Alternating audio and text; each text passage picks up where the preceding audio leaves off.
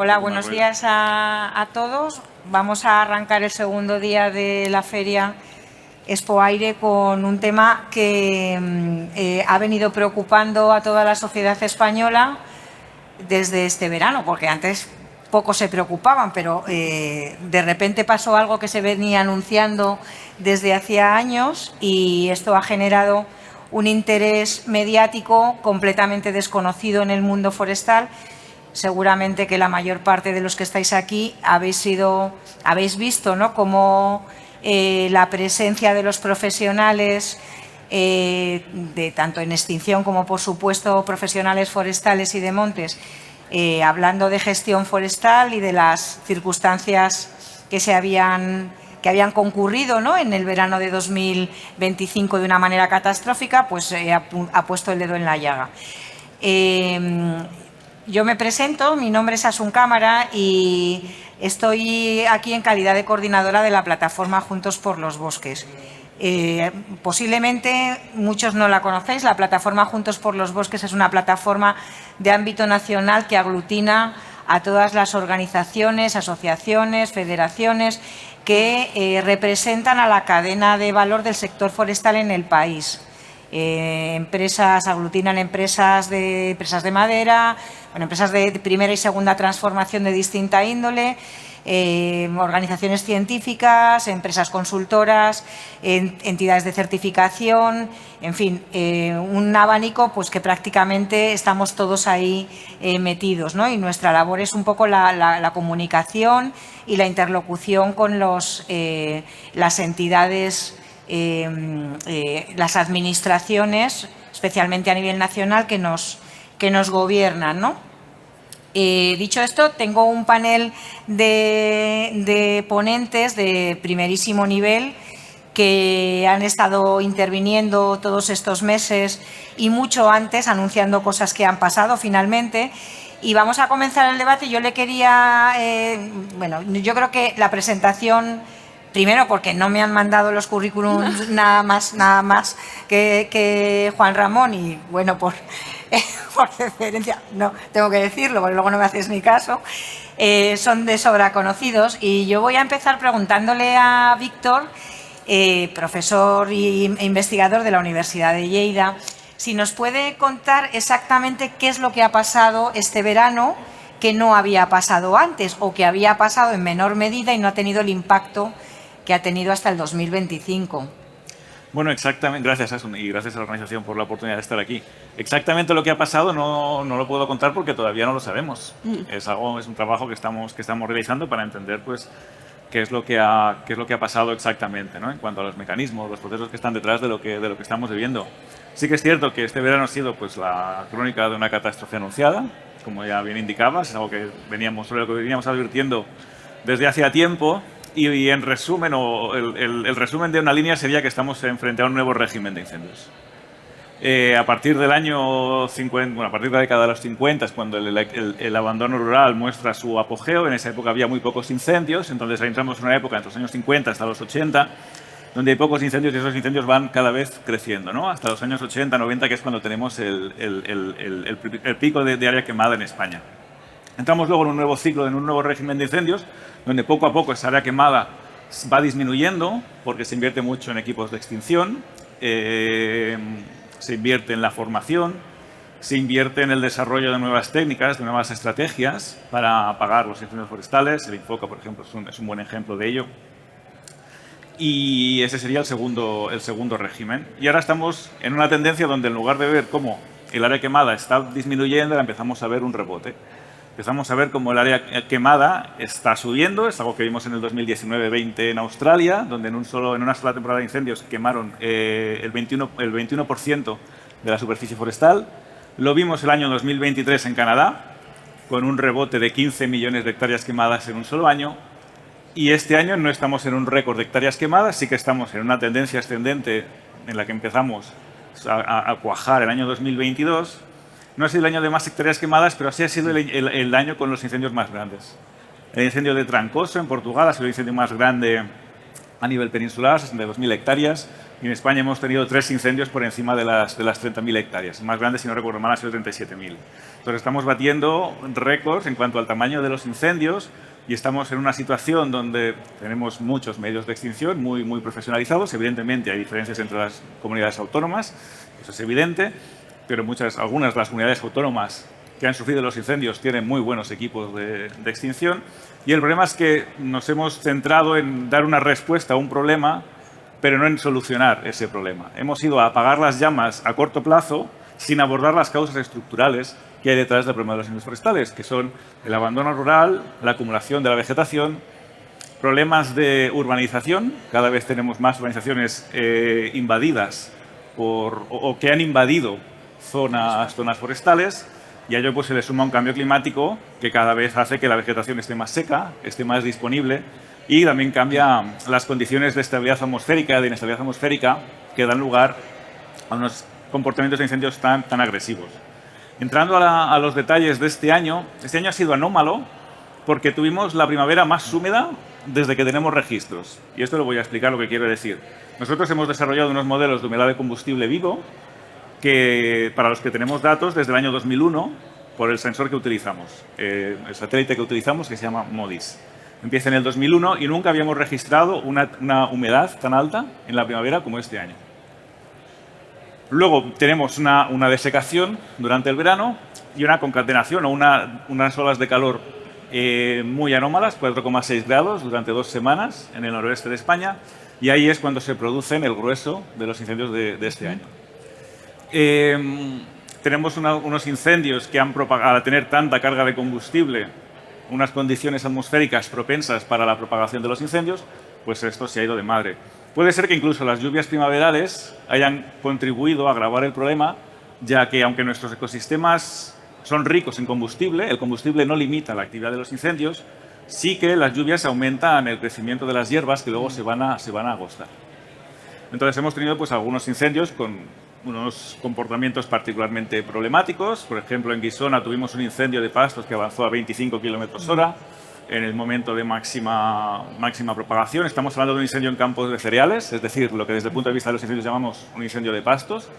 Estas propagaciones así, los incendios de pastos aquí tradicionalmente no eran problemáticos. Podían ser problemáticos pues, en Mongolia, en otras partes del mundo, pero generaron unos pirocúmulos pues, tremendos que llegaron a... Bueno, no voy a decir la altura porque no la recuerdo, pero entre unos 10 kilómetros de altura. Las nubes, son unos comportamientos absolutamente desbordantes. Y luego, bueno, pues en el noroeste vivimos lo que probablemente sea pues, un evento parecido a los grandes incendios que se dan en California, en Australia, en Canadá, en el sentido de que vivimos un complejo de incendios, que había unos incendios que estaban interactuando con otros, autoalimentándose o autoapagándose, según el caso, y bueno, pues poniendo en jaque a los servicios de extinción en muchas ocasiones o a muchos pueblos y muchas ciudades, ¿no? Como hemos visto. Muchas gracias. Has introducido muchos temas, entre ellos has comentado así de paso un poco la circunstancia o la paradoja que se da entre la extinción y la prevención, ¿no? Yo quería preguntarle a Juan Ramón, que creo que es especialista en ambas cosas, ¿cuál es la situación actual, ¿no? Es decir, ¿dónde estamos y hacia dónde deberíamos ir en materia de incendios forestales? Bueno, ¿se escucha? Sí, ahora. Bueno, se ha estado hablando mucho este verano, ¿no?, sobre el tema del presupuesto que dedicamos las comunidades autónomas tanto a prevención como a extinción. Todos tenemos claro que la prevención es clave y que hay que dedicar más esfuerzo a prevención, pero eso no significa que olvidemos los presupuestos que tenemos que dedicar a extinción, ¿no? Porque los incendios están y van a estar siempre en los ambientes mediterráneos en los que nos movemos, ¿no? Cuando hablamos de prevención, que es lo que siempre se habla, prevención, extinción, tenemos que pensar en que toda silvicultura es prevención. Pero verdaderamente tenemos dinero, presupuestos para hacer silvicultura en todo el territorio. La verdad es que no, ni a corto ni creo que por lo menos a medio plazo vamos a tener dinero para actuar en todo el monte que tenemos, ¿no? Entonces tenemos que pensar en la idea de ser cada vez más eficientes, ¿no?, pensando en las personas, en los profesionales que apagan esas llamas. Entonces tenemos que saber dónde trabajar en invierno para ser eficaces o eficientes, como queramos llamarlo, ¿no? En lo que sería el verano, ¿no? O cuando tenemos los grandes incendios forestales. Pensando siempre en la seguridad en el combate, que es clave, tenemos que pensar que esa prevención sea capaz de dar soporte a los equipos de extinción, es decir, que creemos zonas que permitan a los equipos trabajar en la extinción. No vale para nada abrir un cortafuegos si ahora no lo mantenemos o el cortafuegos, la dimensión transversal, es decir, la anchura que tenemos, no vale para nada, allí no se va a poder meter nadie. No vale para nada hacer un tratamiento en un fondo de barranco cuando ahí no se va a meter nadie, ¿no? Entonces, el tema de seguridad y de que esa prevención le dé apoyo a los equipos de extinción es clave. No podemos separar ese binomio entre prevención y extinción. Sí, porque parece que un poco digamos, con los acontecimientos de este verano, quizás se ha llegado a disociar demasiado, ¿no? En el sentido de que es verdad que hemos puesto muchos los huevos en la cesta de la prevención y a lo mejor ha parecido que en detrimento de la extinción, cuando yo creo que no era esa la intención de nadie, ¿no? O al menos el personal que se dedica a la extinción decía, oye, perdona, que es importante seguir invirtiendo y teniendo en cuenta que la planificación en extinción es fundamental, ¿no? Y yo creo que ha sido así, no sé, corrígeme tú si me equivoco. Sí, yo creo que sí. Tienen que ir de la mano. Yo no entiendo una y sin otra, igual que no entiendo la prevención de incendios sin gestión forestal, porque es lo que he dicho antes. Toda silvicultura, de una manera u otra, es prevención, ¿no? Lo que hay que ver dónde hay que hacer una silvicultura cuando el objetivo primario, el objetivo principal sea prevención y cuando hay que hacer una silvicultura cuyo objetivo principal no sea ese, sino que sea el aprovechamiento maderero, el aprovechamiento de la piña, etcétera, que esto también es muy importante y supongo que ahora mi compañera pues hablará sobre el tema. De hecho, me lo pones fácil para darle paso a Arantxa precisamente con esta cuestión, ¿no? Ha comentado Juan Ramón que no hay dinero para hacer una silvicultura preventiva y, por lo tanto, tenemos que buscar otras fórmulas, ¿no? Fórmulas que, por cierto, las conocemos, ¿no? Bueno, pues así es. Gracias, Asun, y gracias a la organización. Buenos días a todos. Bueno, se han citado ya, lógicamente, muchas cosas. Habéis dado en la tecla de la parte de prevención, de extinción, de factores que sumados generan las situaciones que hemos tenido este verano. Y es verdad que muchos de ellos, a lo mejor en corto plazo, no podemos interactuar o corregir, pero sí que en la parte de gestionar activamente ese territorio, pues ahí yo creo que sí que tenemos un margen de mejora muy significativo. Salían hace poco los datos de la FAO, que saca un informe de recursos forestales a nivel global en octubre del 25, y hay muchos datos que os invito a que buceéis porque llaman la atención, pero había uno que a mí me llamaba especialmente la atención frente al resto y decía superficie forestal con planes de gestión o con instrumentos de planificación a nivel europeo, y ponía 96%. Y yo decía, es que el 4% somos España, que no llegamos al 30%. Entonces, o sea, no tengo mucho más que decir. Es decir, tenemos que gestionar activamente nuestro territorio. También decimos, no hay presupuestos. Oye, si queremos que esto sea más acometible, más combatible y que mejorando mucho la extinción podamos hacer frente a lo que nos va a venir, o asumimos que hay que tomar un cambio de modelo y además una apuesta decidida por invertir más en lo que realmente es necesario. Yo muchas veces digo, oye, ¿ustedes saben que más del 56% de España es superficie forestal y que la inversión en el PIB respectiva es ridícula? Entonces, al final es esa columna de la derecha que digo yo siempre del presupuesto en la toma de decisiones tiene que ir súper de la mano. Hay un poco la buena noticia, que es un poco ya lo que más me preguntabas, es, jolín, sí que hay zonas de alto riesgo donde a lo mejor con las tecnologías que tenemos a día de hoy disponibles sabemos que son en un símil de un semáforo, las zonas rojas, donde a lo mejor hay que hacer una prevención activa pensando en incendios, pero toda esa parte de gestión del territorio activa tenemos que también impulsar esos modelos de bioeconomía que generan esa gestión activa, que es una necesidad y además es una oportunidad. Entonces, busquemos esas oportunidades de las cadenas de valor. A día de hoy acaba también la Comisión Europea de sacar su nueva estrategia de bioeconomía. temas de circularidad, temas de descarbonización con biomasa. Digo, jolín, si al final las piezas del puzzle están, pero hay que realmente ponerlas en esa dinámica. Este verano nos hemos cansado, entre comillas, en positivo, de decir hay que gestionar activamente el territorio, hay que gestionar activamente el territorio. Bueno, yo creo que ya pasados los meses de emergencia, ahora es cómo hacemos para que eso sea posible, porque tenemos muchas palancas que mover, que cambiar y que dinamizar si queremos que esa gestión activa pues, sea eficiente y pueda dar suministro además a esas cadenas de valor que sí que están pidiendo cada vez más recursos naturales, renovables, reciclables, biodegradables, que son los que tenemos disponibles en nuestros montes y que con una buena gestión un poco nos dan el check a esa necesidad de gestionar activamente el territorio para bajarle esa carga, para tener pistas de acceso, para tener un mundo rural más vivo y más asociado a eso, industrias que puedan comer un poco de esas materias primas, y además es que es una oportunidad. Entonces, bueno, un poco yo creo que esa parte también tenemos que ponerla encima de la mesa y ver cómo hacemos para que esa rueda vaya luego girando por sí sola, porque a base de invertir en gestión, pues al final, por mucho presupuesto y por mucha decisión política que intentemos conseguir en esa columna de la derecha, todo lo que sea autosuficiente, autogestionable y de un reporte por sí mismo, porque genera una dinámica empresarial y de tejido, pues al final aporta valor añadido. No, vamos, desde luego que es así. Otra cosa es que no es fácil hacerlo.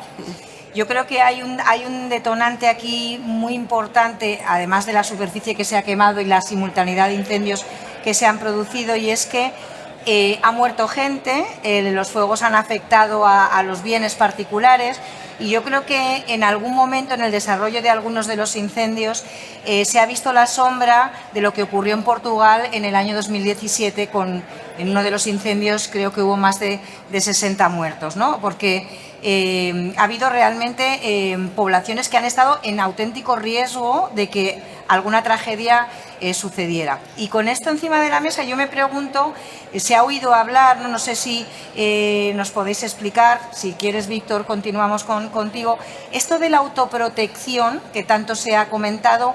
¿Qué es? ¿Que yo tenga un extintor en mi casa? O sea, ¿qué tiene que saber la gente que vive o que está pasando una temporada de verano, o qué medidas tienen que tomarse en los pueblos, en las aldeas, para tener esa garantía de que estoy un poco más a salvo, ¿no?, si esto sucede? Sí, es una pregunta importante. Claro, la autoprotección forma parte, es un aspecto importante de lo que podríamos denominar la cultura de riesgo. Porque aquí no somos conscientes de que cuando alquilamos una propiedad, adquirimos una propiedad, nos vamos de vacaciones a algún sitio, estamos adquiriendo con eso un riesgo también. El riesgo de que sufrir una inundación pues es mayor si vives cerca de una rambla que si vives lejos de una rambla. El riesgo de sufrir un incendio pues también varía en función de la proximidad a las masas forestales. Entonces necesitamos mejor información a la ciudadanía, precisamente para que sepa consciente de esto, ¿no? ¿Qué es la autoprotección? ¿Necesito autoprotegerme de los incendios o no? ¿Cómo de peligrosa es mi zona? Ahí tenemos mapas de zonas inundables realizados para España, que pueden ser mejores o peores, no entraré en eso, pero mapas de zonas inflamables, el equivalente a zonas inundables, con esa resolución pues actualmente carecemos. Es una información de la que carecemos, lo que dificulta que el ciudadano pues pueda estar bien informado y no sabe si se va a ir de vacaciones a una ratonera o no. Entonces, esta cultura de riesgo conlleva, en primer lugar, información a la ciudadanía, y en segundo lugar, pues es tomar estas medidas.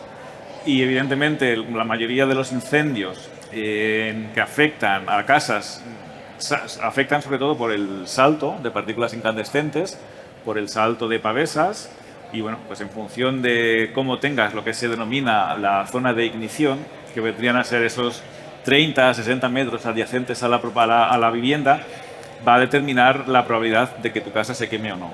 Es decir, salta una pavesa. Si salta una pavesa a 5 metros de tu casa y aquello lo tienes limpio, por decirlo de alguna manera, no hay ningún problema.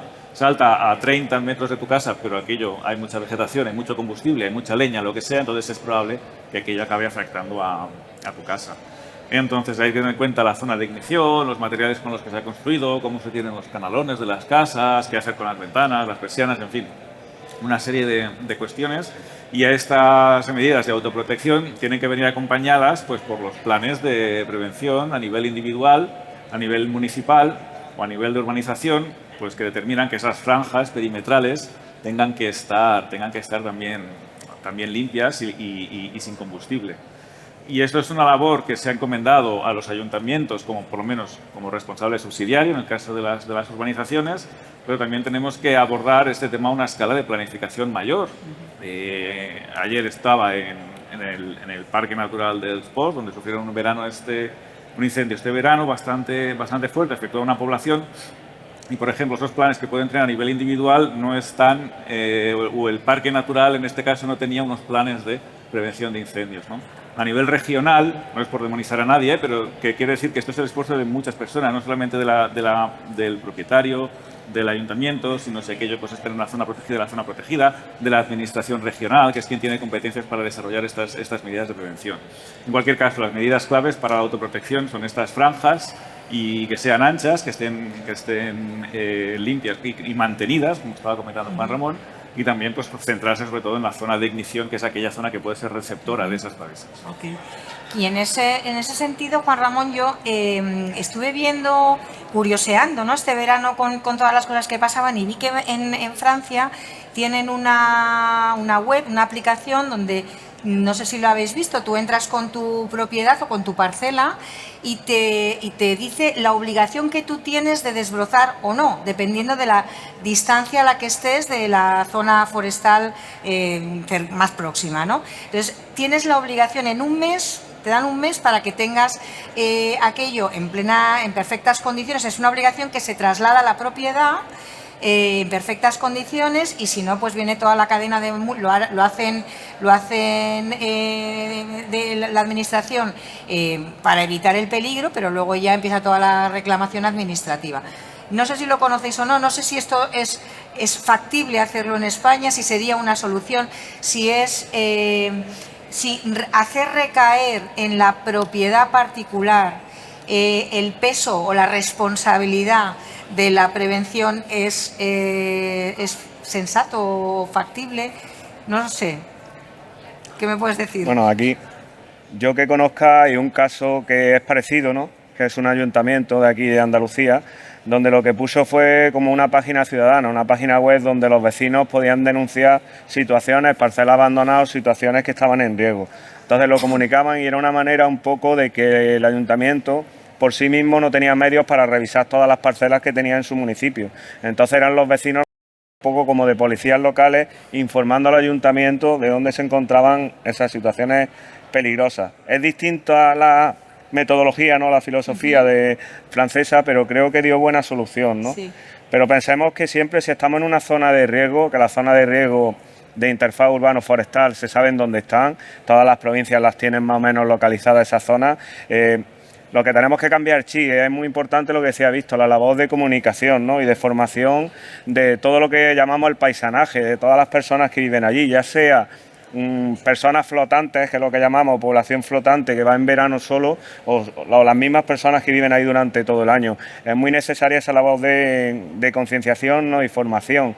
En Estados Unidos hay una política muy grande de lo que ellos llaman living with fire, que es decir, conviviendo con el fuego. La gente sabe que tiene que convivir con el fuego. Hoy en día todavía cuesta mucho ver eso aquí, ¿no? Aquí, cuando lo ves, es cuando alguien ha sufrido un incendio en sus proximidades, que es reactivo. Adiós, pues tenía que haber hecho el plan de prevención, tenía que haber quitado ese árbol, pero lo hacen de forma reactiva. Nos falta esa proactividad, ¿no? Ese llegar antes de que pasen las cosas, ¿no? Que no nos tengan que pasar. Eso es intrínseco al carácter español. Yo creo que siempre da igual que sean incendios, que siempre reaccionamos cuando han pasado los problemas, ¿no? Creo. Sí, la filosofía mediterránea, sí, igual que sí, la filosofía típica de guardar todo en el jardín, todo lo que llamamos la basura mediterránea. Eso es algo que tenemos nosotros, que en otros países, en Suecia, en Finlandia, eso es impensable. Impensable, sí. Y es verdad, y de nuevo me das pie porque has hablado de una palabra clave, ¿no? Que es educación, que es comunicación, que tiene que ver en cuanto a la autoprotección indudablemente, es decir, la gente que vive de manera, o sea, continuamente o bien puntualmente en estas zonas de riesgo debe de saber qué tiene que hacer, pero yo creo que también hay una corresponsabilidad en el resto de la sociedad que tiene que contribuir a facilitar lo que estabas comentando tú antes, es decir, cómo incentivamos esta bioeconomía, ¿no? Tendremos que consumirla. Quiero decir, tiene que haber una conciencia de producto local, producto de cercanía, saber que es un producto certificado, que viene de una gestión forestal sostenible. Luego me reñirá Inés, pero bueno, es un término con el que estamos trabajando últimamente, es decir, que está certificada. Y esto ¿cómo se hace, ¿no? Porque si no incentivas al consumidor es muy difícil llegar. Bueno, yo creo que más que incentivar al consumidor, estamos en un momento, yo creo que un poco de paradoja, porque sí que la sociedad tiene esa sensibilidad con la sostenibilidad, con el consumo de productos naturales, renovables, todo el mundo quiere su caja de cartón y su suelo de madera, y eso sí que creo que es una conciencia que cada vez está más implantada. Pero ahora, no les digas de dónde viene eso. Claro. O sea, el explicar que eso viene de una gestión activa es lo que tenemos que a día de hoy trabajar más, ¿no? Desde la parte de educación reglada, desde la parte de educación ambiental, en los espacios naturales, por ejemplo, es decir, hablemos de recursos, hablemos de gestión activa, vinculemos y hagamos que sea todo piezas de un mismo puzzle. No pongamos la conservación por un lado y la gestión por el otro, hagamos que vayan de la mano.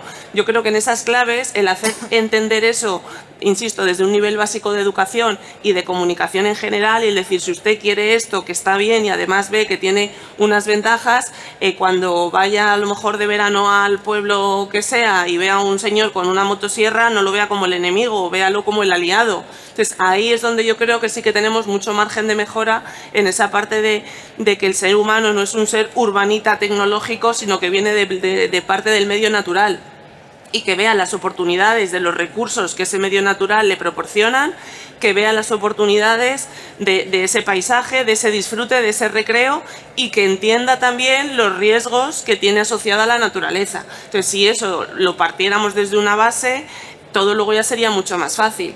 Eso por un lado. Y otro aspecto que habéis comentado y que yo creo que también es importante que reflexionar a día de hoy es toda esa parte de autoprotección de municipios, etcétera, etcétera, de los ayuntamientos, de los alcaldes, de la ciudadanía que vive allí. Evidentemente eso es una parte fundamental que hay que reflexionar y en la que también hay que invertir, no solo en presupuestos, sino en recursos humanos, porque a lo mejor es que esa gente a la que le estamos demandando una serie de medidas, de planes, etcétera, etcétera, no es que no tengan los recursos económicos, es que a lo mejor tampoco tiene los recursos técnicos de alguien que sabe realmente hacer ese plan y llevarlo a cabo. Entonces hay que repensar también, yo creo que ese modelo, hay que ver de dónde viene presupuesto y financiación para ejecutar para redactar esos planes, para ejecutar esos planes y para que a nivel municipal, a nivel autonómico, regional, local, a todas las capas de niveles, se tenga un equipo y un conocimiento disponible para poder ejecutar eso, porque si no podremos decir, no, cada municipio tiene que tenerlo, ya, y estaban capacitados realmente para redactarlo y para llevarlo a cabo. Entonces ahí yo creo que esa es otra parte de formación y de pensar un poco el modelo que yo creo que hay que hacer en todos los ámbitos. Lo que está ocurriendo, al menos en alguna comunidad autónoma con la que yo he tenido la posibilidad de hablar, es que como reacción a esta situación, con el tema de la autoprotección, los fondos que tenían destinados para silvicultura, actividad forestal, los están pasando a la autoprotección de los municipios, con lo cual es la pescadilla que se muerde la cola, ¿no? A mí me parece una situación peligrosísima porque aumentas el riesgo por una solución que no va a ser solución finalmente, ¿no? O sea, esto es realmente peligroso. Voy a aprovechar también para preguntaros, Víctor, vuelvo contigo, de algo que ha surgido también en los medios de comunicación este verano y que no habíamos oído escuchar hasta ahora, que es la figura del bombero forestal, ¿no? ¿Qué es, para que lo entendamos todos, qué es el bombero forestal? ¿Qué diferencia hay respecto al cuerpo de bomberos tradicional, ¿no? Bueno, ¿qué es o qué debería ser, ¿no? El bombero forestal, bajo mi perspectiva, bueno, los bomberos evidentemente tienen que trabajar pues con buenas condiciones laborales. Eso quiere decir pues sueldos dignos, contratos de todo el año, no esta figura tan sarcástica que se han inventado del fijo discontinuo, ¿no? El que tenga contratos pues durante todo el año y que sea personal que está formado, entrenado, adiestrado para hacer frente a estos incendios forestales. Estar en primera línea de llama es arriesgado, hay que tener formación para saber lo que se está haciendo. Esta formación tiene que mejorar a todos los niveles, a nivel de punta de lanza, a nivel de mandos intermedios y a nivel de mandos superiores, y hay que asegurarse de que esta inteligencia está en las unidades de mando. Andalucía la ha integrado, hay algunas comunidades autónomas que la han integrado, Cataluña también, y hay otras que todavía no la han integrado. Entonces, estas unidades de inteligencia, de análisis, de planificación, son básicas para gestionar toda la emergencia. Los bomberos forestales necesitan formación en incendios forestales, pero también necesitan formación en gestión forestal, en actividad forestal, en el manejo de la motosierra, de la desbrozadora, de las antorchas y de todas las herramientas de las que disponemos para hacer gestión forestal, para hacer prevención de incendios, de manera que cuando no haya incendios se pueda seguir trabajando el monte para que cuando vuelva a haber un incendio, ese incendio se pueda apagar, porque muchas veces lo que los bomberos nos dicen es que ellos lo que quieren es hacer su trabajo.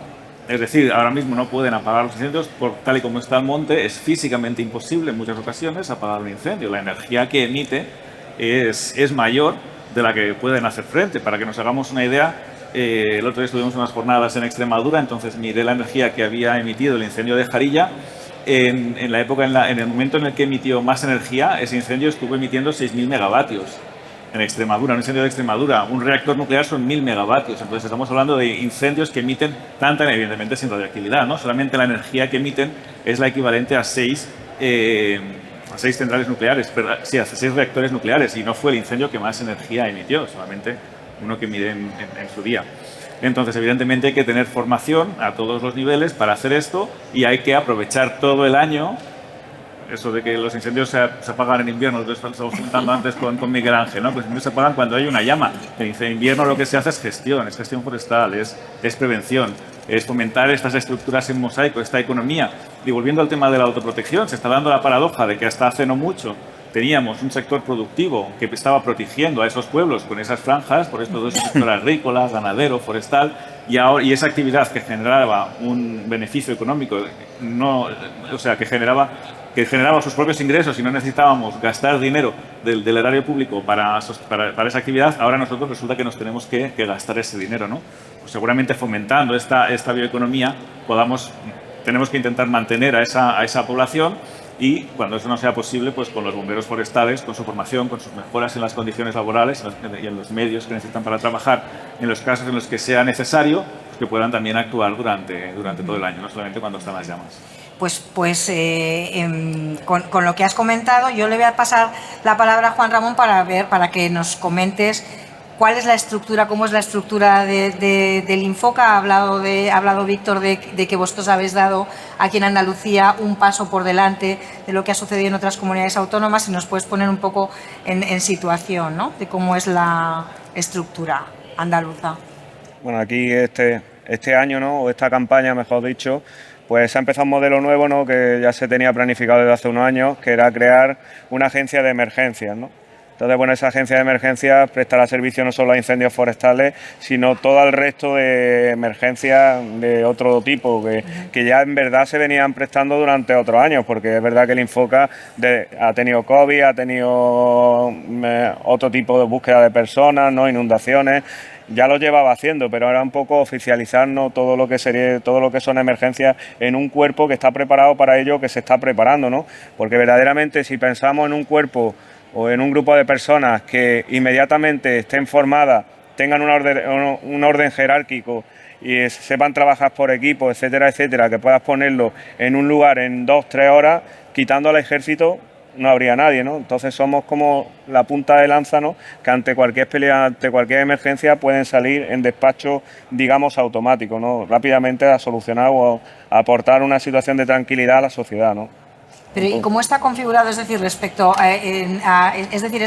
personal que es versátil para poder abordar distintos tipos de situaciones de emergencias, un incendio, una inundación, no sé, iba a decir un argallo, que es una palabra asturiana, un derribo, o tiene el Infoca especialistas en cada una de las posibles emergencias, o al menos de las más posibles, ¿no? Las que tengan más probabilidad de ocurrencia.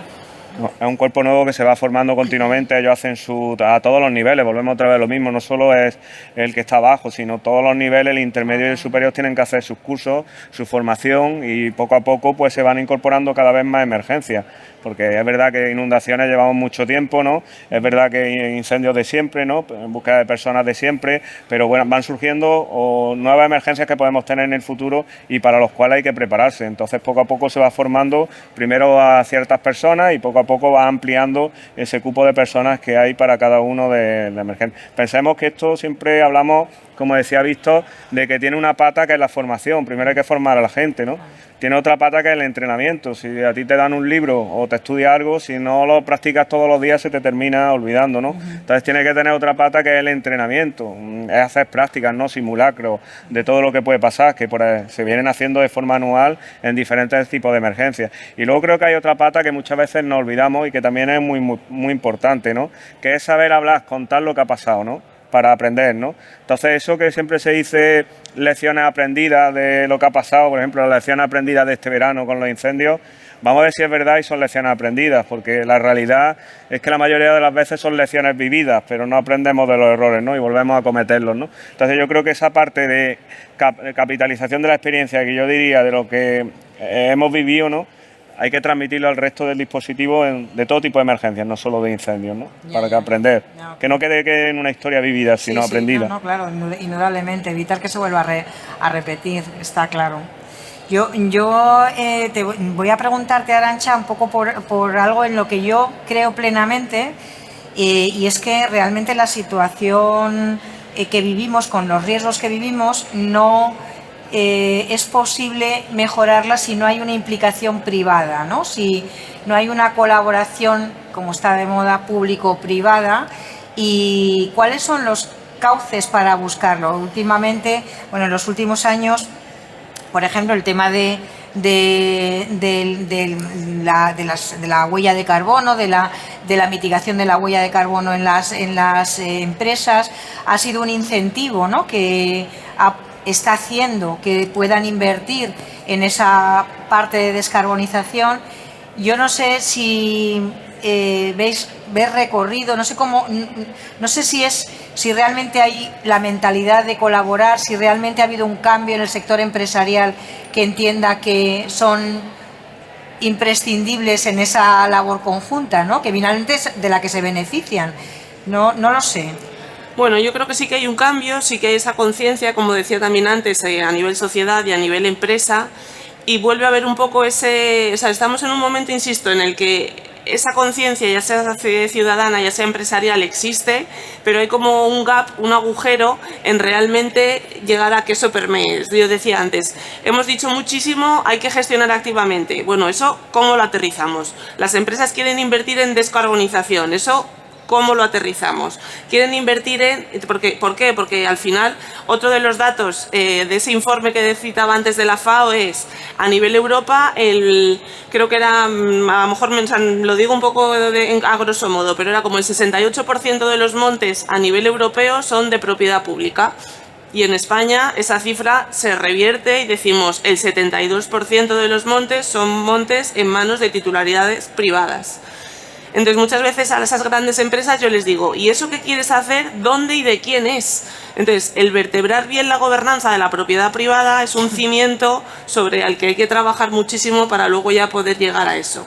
Y una vez que tengamos bien trabajado la parte de gobernanza de la propiedad, de quién es ese territorio, de quién es ese monte, es verdad que aquí en Andalucía tenéis unas características que a lo mejor no coinciden con toda la parte norte de nuestro país, que está muchísimo más fragmentado. Es decir, ¿y ahora eso quién lo va a hacer? Hemos tenido una pérdida de mano de obra de los sectores primarios muy importante y hay que reflexionar bueno, ¿queremos esa biomasa para descarbonizar? Bueno, a lo mejor tenemos esa biomasa en el monte, pero ¿está disponible para que esté haciendo una labor o que sea una materia prima? Es decir, toda la parte de infraestructuras, de propiedad y de mano de obra, pues evidentemente tenemos que ver cómo lo vertebramos y cómo volvemos a poner esa rueda que decía yo al principio a funcionar, porque yo creo que sí que hay oportunidades y sí que están ahí, sí que están las demandas. de materia prima en sí misma, de biomasa para descarbonizar y de inversión privada para temas diversos, no solo de descarbonización, sino de compensación, de biodiversidad, de créditos de naturaleza, etcétera, etcétera. Pero hay que ver bien cómo vertebramos y cómo enganchamos esas dos partes, ¿no? Esa demanda y ese que sea posible realmente hacerlo. Sí, es difícil, la verdad. Yo te Bueno. voy a hacer una pequeña pregunta más, aprovechando que me ha venido ahora mismo a la cabeza, porque yo sé que tú estás colaborando en alguno de los grupos del Ministerio con el tema del Plan de Restauración de la Naturaleza para España, que se debería de publicar en el próximo año 2026, ¿no? Ahí los incendios tienen o deberían tener un protagonismo. No sé si nos puedes chivar algo, Bueno, avanzar algo. sabéis que a nivel europeo viene muchísima normativa vinculada a ese Pacto Verde, a ese Green Deal. Yo también soy un poco ahí crítica en el sentido de esa ambición climática tiene que venir, y soy súper pesada, perdonad, con una parte presupuestaria, y un poco lo que le pasa al Reglamento de Restauración de la Naturaleza, que tiene objetivos pues que todo el mundo subrayaríamos y acompañaríamos y apostaríamos por ello, pero no tiene una partida presupuestaria definitiva. Entonces sí que están viendo que va a depender mucho de las iniciativas privadas para poder acometerlas. Entonces es verdad que es un reglamento, con lo cual sería de directa aplicación, pero ese reglamento recoge que los países tienen que tener un plan nacional o una ley nacional, es un plan nacional de restauración, que tiene que estar redactado para agosto del 27 y que tiene objetivos ya para el 2030. Entonces, bueno, es bastante la parte ambiciosa. Yo el otro día, un poco por ser provocativa en esa reunión con el Ministerio y de forma constructiva, pero les decía, joder, la parte de incendios, digo, ¿por qué no intentamos en esa prevención, en esa gestión activa, restaurar, entendedme que no es a lo mejor académicamente muy correcto, pero restaurar en verde antes de que llegara a restaurar en negro?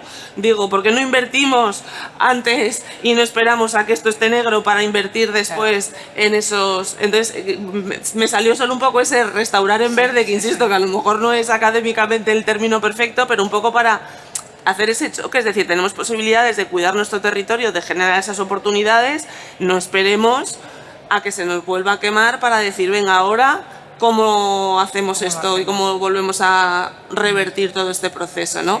Entonces, para mí yo creo que es un poco el mensaje de se pueden hacer muchísimas cosas generando valor. Es que si no, al final es un desapego, con lo cual esa restauración tiene que venir cuando llegue y como venga, porque es verdad que toca muchos ámbitos y que nosotros estamos dentro del grupo de trabajo de ecosistemas forestales, pero tiene la parte de ríos, tiene la parte de costas, tiene la parte de urbano. Vertebrar eso es un reto importante, pero bueno, yo creo que hay que apostar por ver esa parte de inversión en la gestión activa antes de que llegue una catástrofe, está claro. Sí. Y hablando de restauración de la naturaleza, yo le paso el testigo a Víctor, porque estamos en una feria de espacios naturales, y restaurar en verde y evitar los incendios forestales en los espacios naturales, ¿cómo se hace, ¿no? ¿Cuál es la situación y cuál es el diagnóstico y qué recomiendas o recomendáis que se tendría que tener en cuenta como elemento diferenciador respecto a la superficie forestal que no está protegida? Sí, no, el concepto de la restauración de tierra que comentaba Arantxa es básico, porque es eso, la tenemos 400.000 hectáreas quemadas y quizás debemos invertir más en lo que no se nos ha quemado para que no esté en verde, ¿no? Con las áreas protegidas y los incendios, pues tenemos un problema que cada vez es mayor, ¿no? Muchas veces se buscan chivos expiatorios para los problemas de incendios forestales y no, es que son los pinos, es que son los eucaliptos. Si miramos lo que ha ardido este año ha ardido sobre todo matorral. Y si luego entramos en la superficie arbolada, lo que más ha ardido han sido melojares, dehesas, luego había sido pino marítimo y luego las encinas. Entonces no han sido estos árboles supuestamente malévolos y que han plantado gente que era muy mala y tenía unos objetivos muy perversos, ¿no? Precisamente lo que estamos viendo es como una desproporción cada vez mayor a medida que van creciendo las áreas protegidas entre la superficie que ocupan esas áreas y el porcentaje total del área quemada que concentran. En el noroeste este año las áreas protegidas han quemado 20 puntos por encima. Es decir, estamos hablando de que en el noroeste en torno al 30%, el 28% de la superficie está protegida y ha concentrado el 58% el 48% de toda la superficie quemada. Está quemando de una forma desproporcional. Esto ha sido este año. Si miramos la serie histórica, pues nos encontramos con valores parecidos. En otras zonas del país no observamos esta desproporción en cuanto a área quemada, pero sí la observamos en cuanto a la intensidad, a la severidad de los incendios, que es un 20% mayor. Y esto pues acaba redundando en una mayor exposición de la población al fuego. Aquellas personas que viven en la periferia de un bosque protegido están 9 veces más expuestas a los incendios forestales que aquellas personas que viven en la periferia de un bosque no protegido. Estos son datos estadísticos, esto no hay cocina detrás, esto es lo que hay, ¿no? Y esto se debe pues, a una conjunción de factores, tales como factores que no se pueden gestionar, pueden estar en zonas más remotas donde es más difícil acceder, la meteorología puede ser distinta, y también hay una serie de factores gestionables que están afectando aquí, entre los cuales hemos detectado pues, una disminución en las vías, de acceso, y un aumento en la biomasa. Entonces, bueno, la prevención y las áreas protegidas no tienen nada de especial desde el punto de la prevención. Me refiero que los principios de la prevención clásica de incendios, que son generar discontinuidades espaciales para que haya diferentes tipos de vegetación, luego disminuir el combustible de superficie, luego para evitar que el incendio propague, disminuir luego la continuidad de ese combustible que no forma esa escalera que permite a las llamas escalar hasta las partes más altas, es una parte esencial, ¿no? de la prevención contra incendios en áreas protegidas y fuera de áreas protegidas. En las áreas protegidas se nos está dando la paradoja que la visión predominante es una visión, digamos, serenista, de búsqueda del jardín del Edén, ¿no? De este paraíso terrenal donde el hombre cuando va allí lo que va a hacer es esquilmar. Estoy generalizando, hay muchísimas áreas protegidas y cada una es de su padre y de su madre, pero sí que se observa una tendencia general que luego es lo que va a acabar aumentando estas acumulaciones de biomasa y de combustible, esta falta de gestión, esta falta de prevención, y es lo que luego pues acaba redundando en esta aumento en el peligro de incendios y esta pérdida de biodiversidad. En muchos de los parques nacionales de montaña, Picos de Europa, que ha habido este invierno, en Ordesa, en Aiwestortes, hemos visto cómo la diversidad está disminuyendo, la diversidad de hábitats, la diversidad de ecosistemas.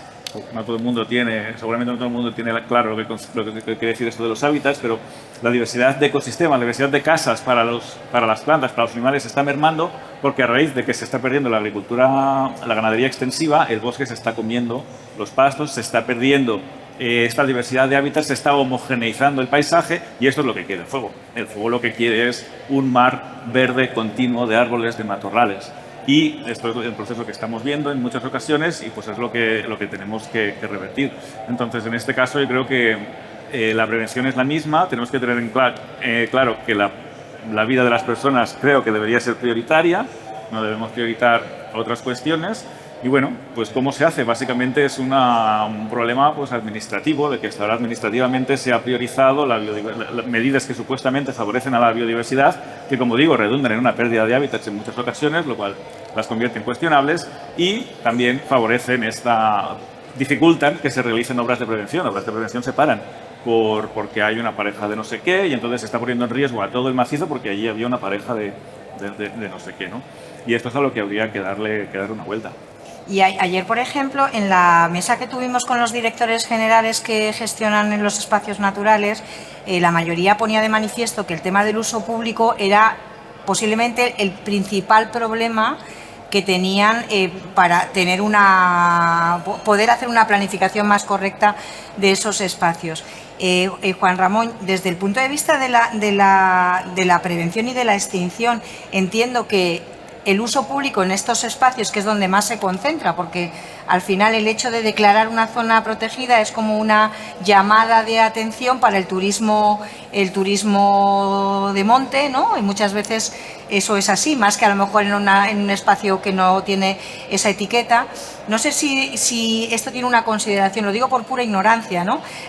¿Cómo se considera, cómo interviene este factor en la parte de prevención, sí, pero sobre todo de extinción, ¿no? Porque a mí me parece que hay un incendio en un espacio natural que tiene una presión importante, especialmente en la época estival, y esto ¿cómo se gestiona? Bueno, lo que hablamos siempre, lo primero son las vidas humanas. Entonces, si estamos en una urbanización y sabemos dónde están las casas, no hay problema. Rápidamente el primer helicóptero, el primer medio se va a defender, no a la defensiva, las casas. El problema es que te encuentres esa situación en una ruta de senderismo que son 10 kilómetros y que tú no sabes el número de personas que hay haciendo esa ruta. Bueno, se puede decir, se puede geolocalizar con el móvil. Bueno, vamos a ver si hay cobertura en toda la ruta, vamos a ver cuántas personas van, porque puede haber gente sin móvil. No es tan fácil, entonces tienes que dar cobertura, defender un sendero que no sabes cuántas personas hay ni dónde están, ¿no? Claro. Entonces se complica toda la labor. ¿Y todo esto qué lleva? Pues todo esto lleva a que los primeros medios tienen que ir, yo se lo digo a mis alumnos en clase, pues hay que jugar como los Mourinho, ¿no? A la defensiva. Todos los medios primeros tienen que ir a intentar defender la población y mientras pues nos meten gol. Mientras el fuego cada vez va más intenso, se va desbocando más y es más difícil apagarlo mientras intentamos defender. Y cuando ya verdaderamente nos ponemos a intentar apagar el fuego ya tiene unas dimensiones muy grandes, ¿no? También hay otro tema que yo creo que es fundamental en todo lo de los espacios naturales protegidos. Se habla de los caminos. Yo creo que los trámites administrativos en espacios naturales protegidos, no solo para caminos, sino para cualquier cosa, son muy lentos y muy largos. Y eso terminan aburriendo a la gente que vive allí. La gente termina... Yo tengo varios proyectos donde tengo implicados ganaderos que quieren producir queso, etcétera, etcétera, y cuando están dentro del parque es que te aburres, terminan aburriéndose, ¿no? De hacer... Entonces los trámites administrativos son muy complejos. Cuando tú tienes una ayuda europea que es para 2 años, es que puedes estar esos 2 años para conseguir tener los papeles. Cuando ya verdaderamente tienes las autorizaciones ya te han quitado el dinero desde Europa, ¿no? Entonces ahora siempre que yo intento coger un proyecto europeo me voy a las zonas buffers de los parques para no tener esos problemas. Yo no me meto en los parques porque voy a tener esos problemas de papeleo, ¿no? Y de trámites administrativos que no tengo en las zonas buffer de los espacios naturales protegidos. Y también creo que hay otra historia que, por lo menos en Andalucía, yo lo percibo mucho. Si vamos a Sierra de las Nieves, si vamos a Cazorla, ¿no? Sierra Nevada, que es que la gente que hay allí en zonas de espacios naturales protegidos, son zonas rurales, zonas muchas veces remotas, más desfavorecidas. La gente que se está quedando allí son gente que lo que intenta para quedarse en su territorio es temas relacionados con el turismo rural. Pero estamos perdiendo a toda la gente que se queda en el territorio para otro tipo de bioeconomía. Toda esa gente se va a la ciudad. Entonces es necesario que las ayudas no vayan tanto a fondo perdido, sino que vayan para que no generemos materia prima, sino que generemos productos, ¿no? Y productos que sean diferenciados, ya sea por una marca parque natural, una marca protege las montañas, como queramos llamarlo, ¿no? Entonces yo creo que es clave que los incentivos vayan a producir productos, no materias primas, sino productos y diferenciados, ¿no? Es que yo creo que se ha confundido el neoruralismo ilustrado que padecemos. La sociedad, incluso los propios ayuntamientos, han confundido la ocupación de sus casas sobre todo a raíz del COVID, ¿no? de urbanitas que pueden teletrabajar como una solución a los problemas de despoblamiento y a toda la cadena económica que podría tener otro tipo de perfil, que es el que deberíamos de haber procurado de mantener. Yo creo que es así, ¿no, Arantxa? Esto tiene un recorrido muy corto, no tiene un impacto directo de verdad en el territorio. Bueno, si al final no son trabajadores, como digo yo, del sector primario, pues sí, o sea, te cumplen una función, pero que no es el dinamizar y el gestionar activamente precisamente esos espacios.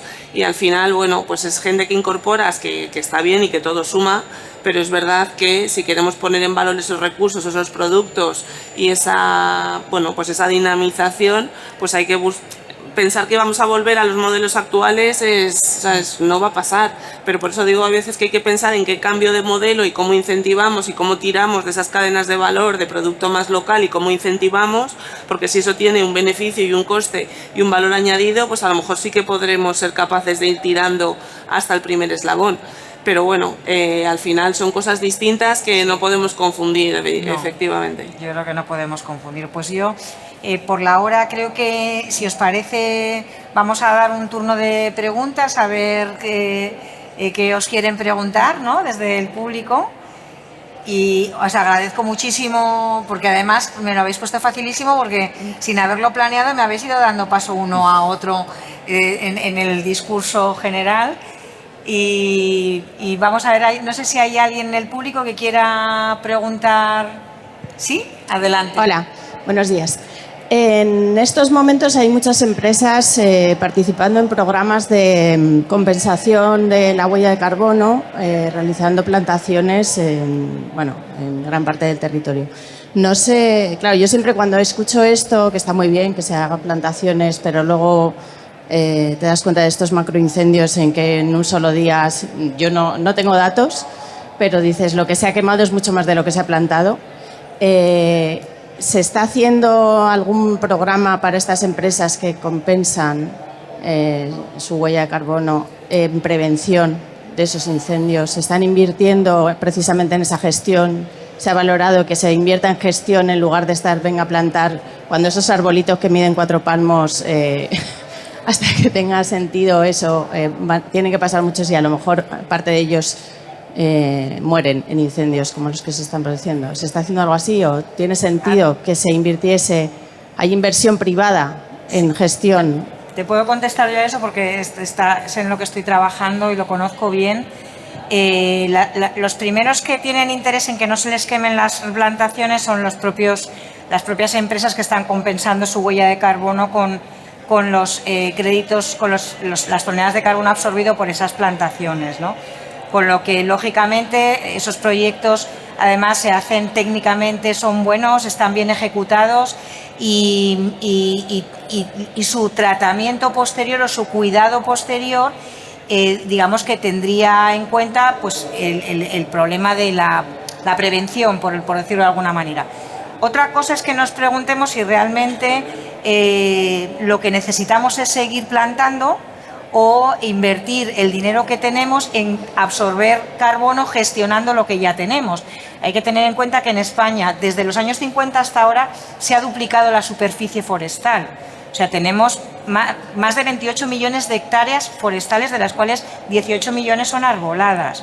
Entonces, realmente, no sé, seguramente que mis compañeros del punto de vista de la prevención de incendios podrán decir algo al respecto, pero aumentar la superficie arbolada, que es aumentar el problema en cuanto que va a haber que gestionarlo en el futuro, cuando lo que se está diciendo es que hay que prestar más atención a la gestión de lo que ya tenemos, quizá esto hay que repensarlo, ¿no? Hay que darle una vuelta porque no nos conduce a la mejor situación. También es verdad que la Unión Europea en estos momentos ha publicado un reglamento nuevo de carbono y va enfocando los tiros más hacia la gestión que hacia la propia plantación, ¿no?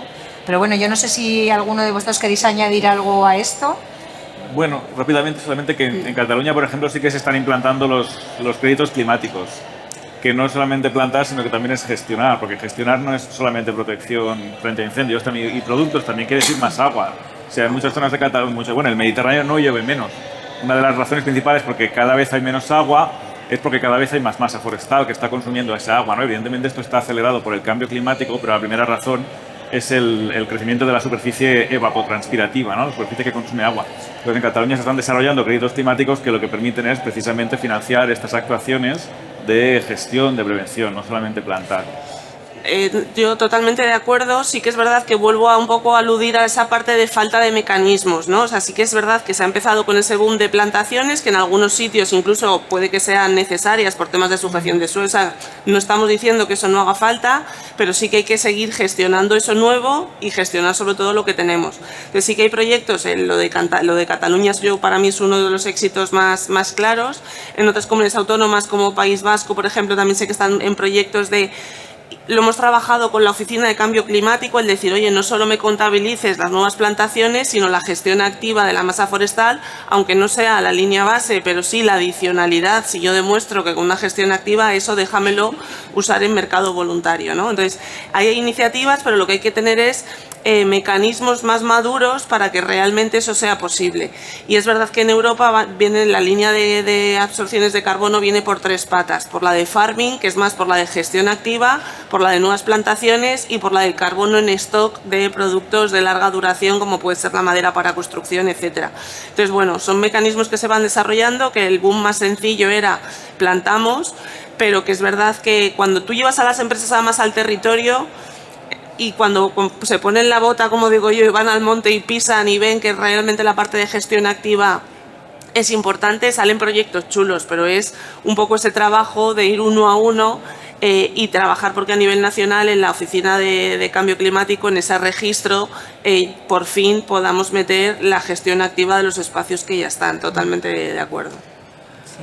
Yo, si me dejan. Sí, sí, claro, claro, por supuesto. Yo he participado ahora en un proyecto reciente en Extremadura, ¿no? De lo mismo, de bonos de carbono, y yo lo primero que hice fue sentarme con la empresa y explicarle, ¿no?, que una plantación muy bonita, a ver qué idea tenían, y yo lo que intenté es cambiar el chip, un poco que comprendiese la empresa, que es totalmente externa al sector forestal, ¿no?, que una conservación sin gestión es un riesgo, es una amenaza de futuro para ellos, y que una conservación con gestión es una fortaleza para todos, no solo para incendios, sino también para ellos, porque van a terminar ganando más, ya sea en carbono o en otros servicios ecosistémicos que también metían, ¿no?, dentro de la propuesta. Pero también le transmití otra idea que es importante y que tampoco hemos tratado aquí, que es que por más que hagas no eres mejor en prevención ni tampoco creo que en gestión, ¿no?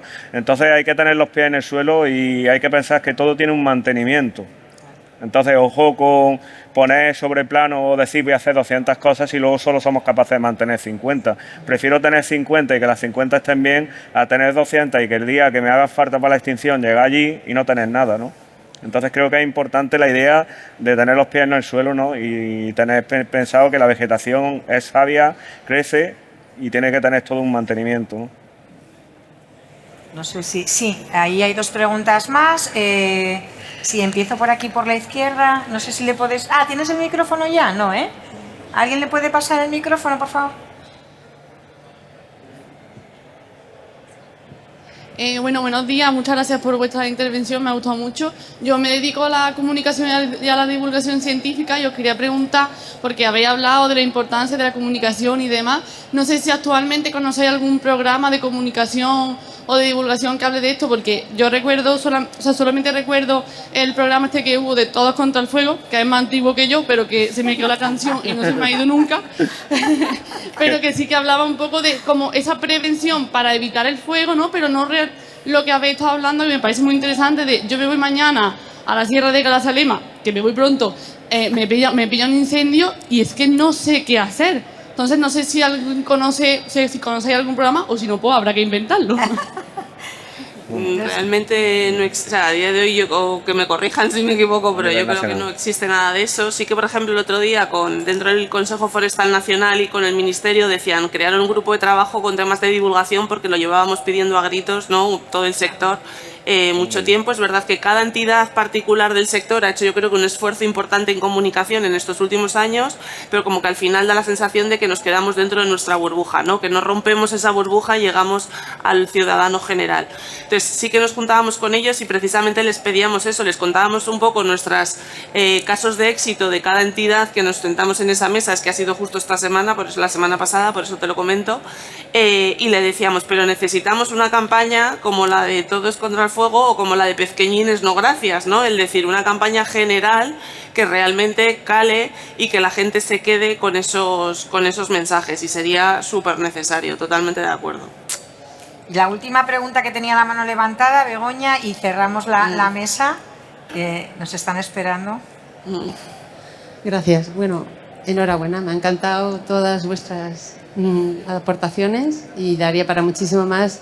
Yo quería hacer una pregunta quizá un poco incómoda y posiblemente dirigida a Víctor. Ahora explico por qué.